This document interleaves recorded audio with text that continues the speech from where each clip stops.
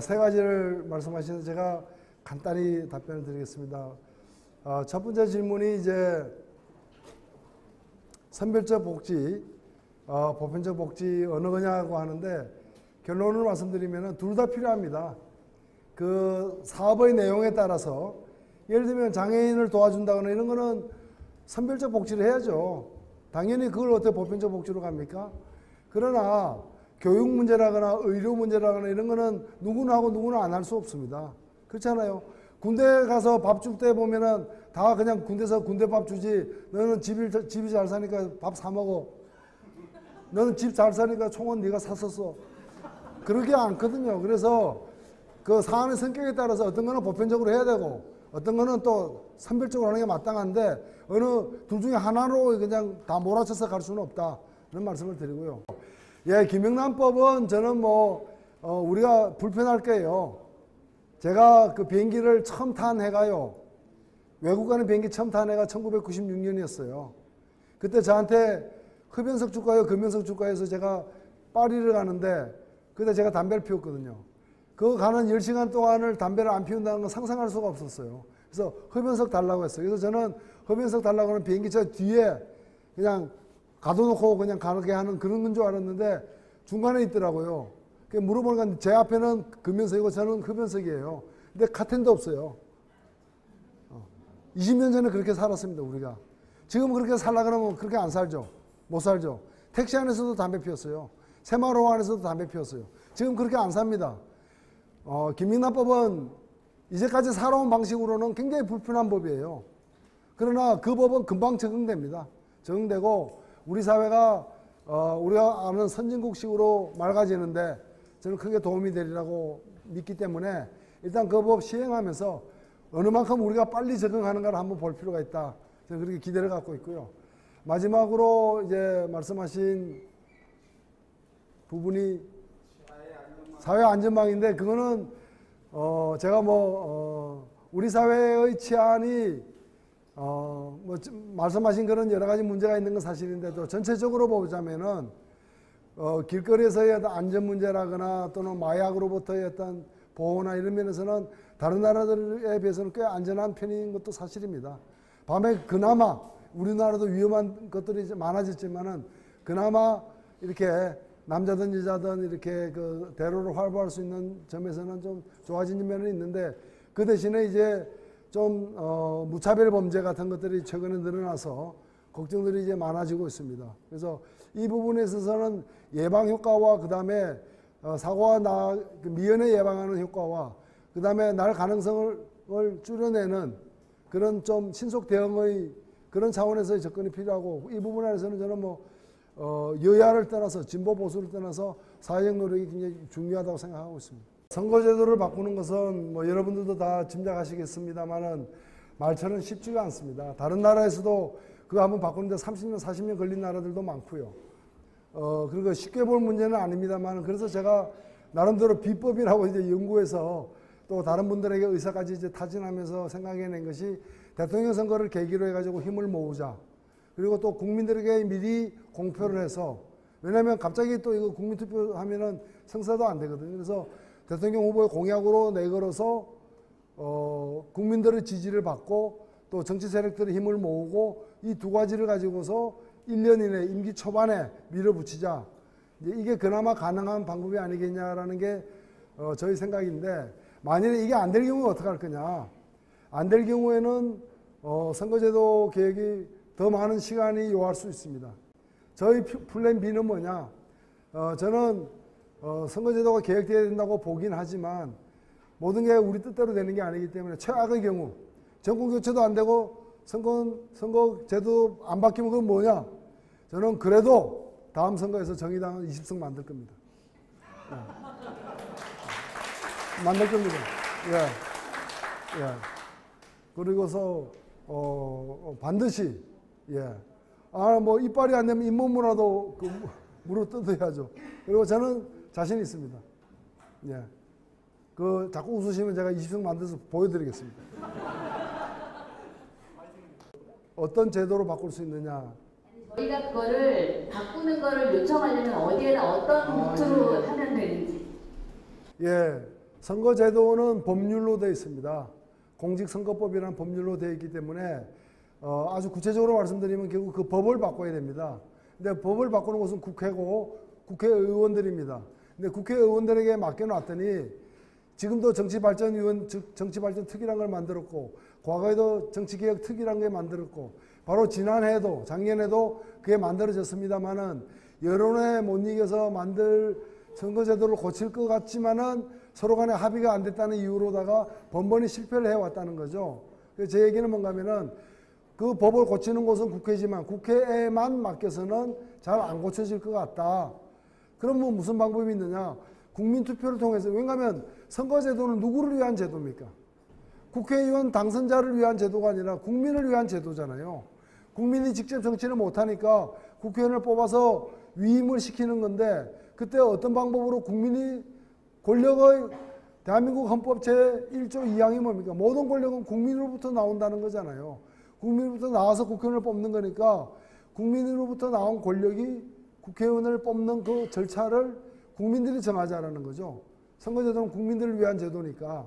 그래서 그걸 국민투표를 통해서 선거제도에 대한 국민적 합의가 이루어지면은 국회 내에서 서로 간에 의견이 달라서 못 바꾸는 이런 얘기는 누를 수 있다는 거예요. 그래서 가장 효과적으로 바꾸는 방법은 국민투표를 통한 국민의사 확인과 그것을 국회에서의 선거법 개정에 반영하는 그 방식이 가장 그나마 현실성과 합리성, 가능성이 있지 않을까 저는 그렇게 생각한다는 말씀이고요. 그리고 실제로 다른 나라들에서 최근에 선거제도를 바꾸는 과정이 거의 다 그와 유사했다는 말씀을 제가 드리는 겁니다.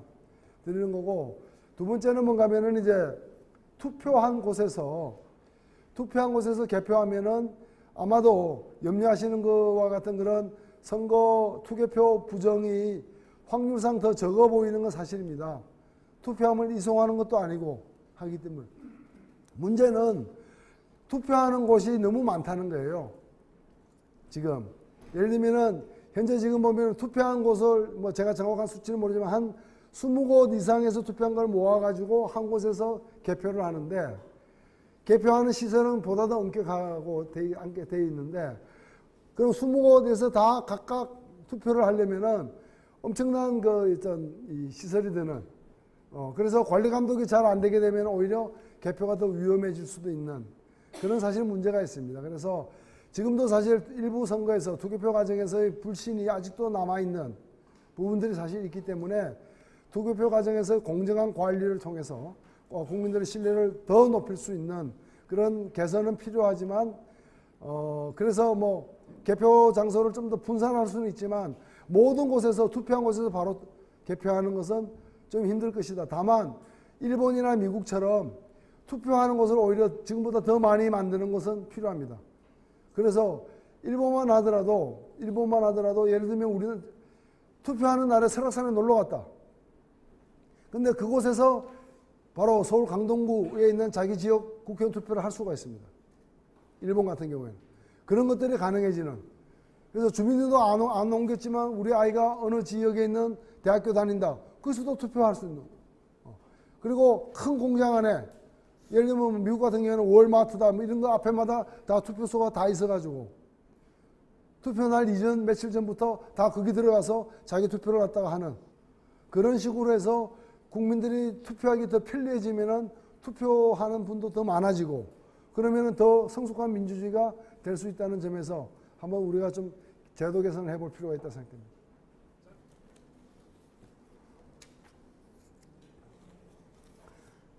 삼성을 어떻게 하실 계획입니까?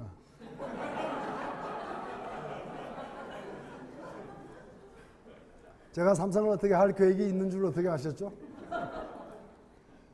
예, 저는 한동안, 지금은 안 그렇지만 한동안 그 휴대폰은 삼성 거만 썼습니다. 그리고 지금은 아니지만 저희 집 TV가 늘 삼성 거였고요. 그래서 제가 삼성이라 해서 싫어하는 게 아니다라는 말씀 먼저 드리고 싶고요. 두 번째, 정의당과 저는 대기업은 싫어하고 이렇지 않습니다. 기업은 다 필요합니다. 대기업도 필요하고 중소기업도 있을 수 있고 영세기업도 뭐 있는 걸 어떡합니까? 대기업이라서 무조건 미워할 이유도 없다라는 거예요. 다만 아까도 제가 얘기했지만은 되도록이면 우리가 배려는 약한 쪽을 배려를 해야 되죠. 그렇죠. 힘이 약한 쪽을 배려를 해야 되는 거고, 그 다음에 또 하나는 동시에 힘이 세다 그래서 특권을 주면 안 되죠. 요즘에 국회의원이 갖고 있는 특권, 힘센 사람들이 갖고 있는 기득권 이런 거에 대한 사회적 견제가 얼마나 심합니까? 마찬가지로 저는 그래서 기업도 대기업이라 그래서 미움받아서는 안 되겠지만 대기업이기 때문에 다른 중소기업들이 못 갖는 특권을 갖는 것도 문제라고 봅니다.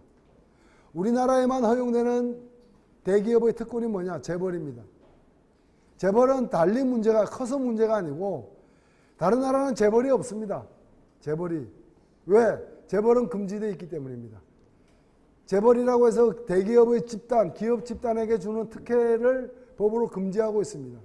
그래서 재벌이라는 말은 없습니다. 그래서 영어로 재벌을 뭐라고 하는 줄 아세요? 재벌 이렇게. 그에 해당되는 영어 단어가 없어요. 그냥 한국에만 있는 현상이기 때문에 영어로도 CHABOL 재벌 이렇게 되어 있습니다. 그래서 저는 그런 특권은 해체돼야 된다.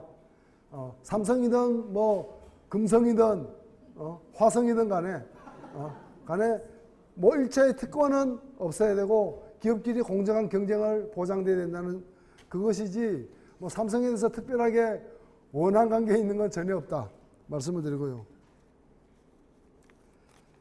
언론에서도 오늘 원내 3당만 인정하고 청와대에서도 오찬에서 소외받는 듯한 정의당. 예. 밥 먹는데도 안 불렀습니다. 예. 물론 밥도 가면은 이제 그 새누리당 당대표가 가면은 뭐 송로버섯 이런 거 주고 다른 분들이 가면 또 그런 버섯도 그냥 느타리 버섯 이런 거 주고. 예. 사회적 약자를 위하는 정당 굉장히 힘든 것 같은데 어떠신가요? 사실 힘듭니다. 힘들지만 그래서 여러분들 힘 좀 정의당에 많이 보태주십시오. 예. 정의당에 힘을 보태주시는 방법은 가장 확실하게 힘을 보태주시는 방법은 정의당의 문을 두드리고 문을 열고 들어오는 겁니다. 당에 함께 하는 겁니다. 두 번째는 정의당에 힘을 보태주는 방법. 예. 10만 원까지 후원금을 돌려받을 수 있으니까 새 공제가 되니까 후원을 해주시는 거고 물심양면으로 하면 더 좋고요. 그리고 세 번째는 뭔가 하면은 정의당이 주장하는 그런 내용을 자세히 들으시고 괜찮다고 싶으면은 주변에 많이 알려주시면 크게 도움이 됩니다. 자, 현 정부는 그리고 대통령은 왜 국민 의견을 듣지 않는다고 생각하세요? 원래 그렇습니다. 원래 그런 사람을 뽑은 겁니다, 이거는.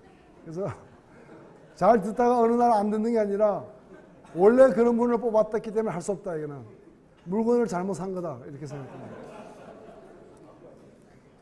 한 사람의 국민이 취할 수 있는 정치 의사 결정 방법은 제일 간단한 것은 선거 때 투표하는 겁니다. 그게 작은 것 같지만은 대한민국의 모든 권력은 국민들의 투표에서 결정됩니다. 단 한 표 차라도 국민들의 투표에서 결정되기 때문에 여러분들이 우리 국민들이 갖고 있는 이 투표권을 더 무겁게 더 소중하게 생각할 필요가 있고 우리가 생각하는 것 이상의 값어치를 갖고 있다는 말씀을 꼭 드리고 싶고요. 그래서 이 투표권을 잘 행사해야 됩니다. 주변에 함부로 행사하는 분들 계시면은 좀 말씀을 잘 하셔가지고 제대로 행사할 수 있도록 필요하다면 토론도 하고 한 표 한 표의 행사가 제일 중요하다는 말씀이고요. 두 번째는 가장 강력한 정치 참여 방식은 정당에 입당하는 겁니다. 선진국일수록 평범한 분들이 생활의 한 영역으로서 정당에 가입하고 그 정당을 통해서 토론도 하고 자기 의사도 표출하고 그런 이른바 정치 문화가 일상화되어 있는 그런 나라들. 그리고 선진국일수록 그 연령이 한 16살 정도면 거의 다 입당이 가능합니다. 우리나라는 여전히 정치가 19금입니다. 19금. 그만큼 부끄러운 게 많다는 것인지 모르겠지만은, 다른 나라에 보면은 40대 초반에 수상이 나타나잖아요. 와, 대단하다. 그런 나라들은 16살 때부터 해서 그렇게 된 겁니다. 우리나라처럼, 대학 가려면은 텔레비도 보지 마라. 대학 가서도 취직하기 바쁘고, 군대 갔다 오고 뭐 갔다 오고 이래서 30 넘어서 겨우 정당에 가입하려고 그러면 너 결혼까지 한 놈이 정신 차려라. 이런 식으로 해가지고 젊은 인재가, 젊은 리더가 나오겠습니까? 예, 그런 점에서 가장 강력한 정치 변화에 참여하는 길은 직접 정당에, 어떤 정당이든 가입하는 거다. 제가 여기서 말씀드립니다. 정말 정당에 가입하는 게 굉장히 중요합니다. 정의당이 좀 못 믿어서 아직 가입하기 그렇다면은 더민주당이라도 가입하십시오. 가입하셔가지고 늘 정의당 쳐다보십시오. 제대로 할 때 오십시오. 그래가지고. 그 다음에 어떤 분이 경제정의의 핵심은 토지정의, 부동산 문제라고 봅니다.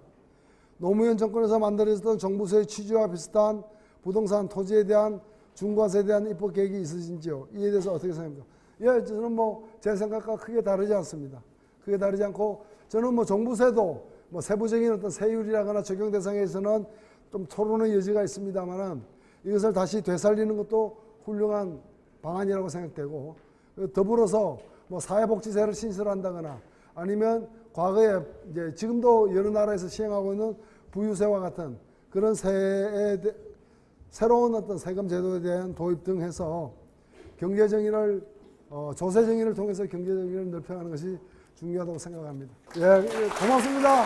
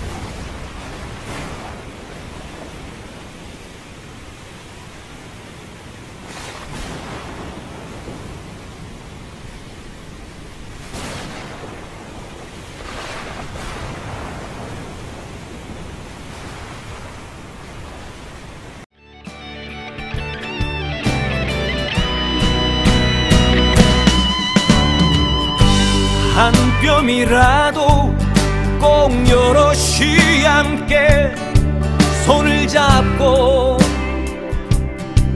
올라간다. 부르게 절망을 다 덮을 때까지 바로 그 절망을 잡고 놓지 않는다. 저것은 넘을 수 없는 벽이라고 고개를 떨구고 있을 때 담쟁이 입 하나는 담쟁이 입수 1000개를 이끌고 결국 그 벽을 넘는다.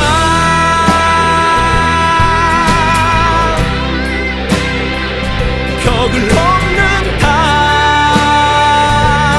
예예예. 벽을 넘는다. 워워워. 벽을 넘는다.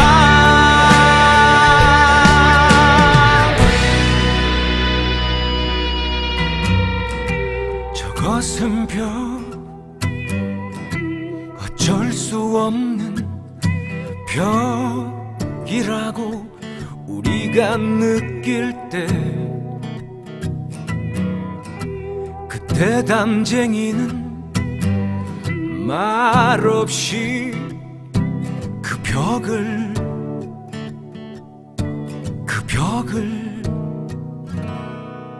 오른다.